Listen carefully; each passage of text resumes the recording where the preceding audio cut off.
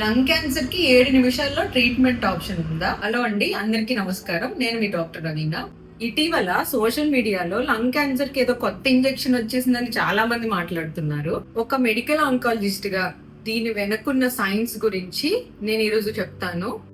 ఇది ఒక్క రోజులో అయితే క్యాన్సర్ ని మాయం చేసే మంత్రం అయితే కాదు.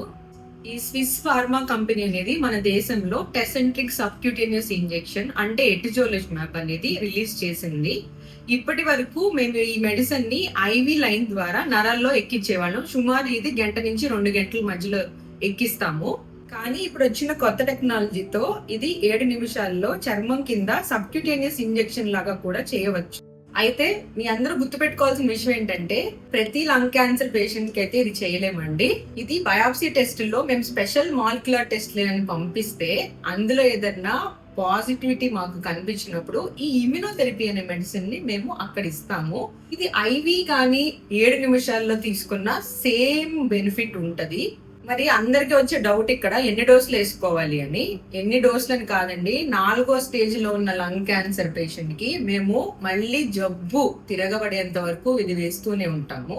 మన దేశంలో ఇది ఒక కాస్ట్లీయెస్ట్ మెడిసిన్.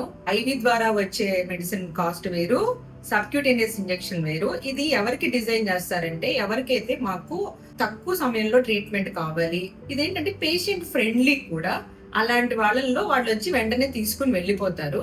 ఈ బయట సోషల్ మీడియాలో వచ్చే అపోహలు గాని వార్తలు గాని మీరు ఎక్కువ నమ్మాల్సిన అవసరం లేదు.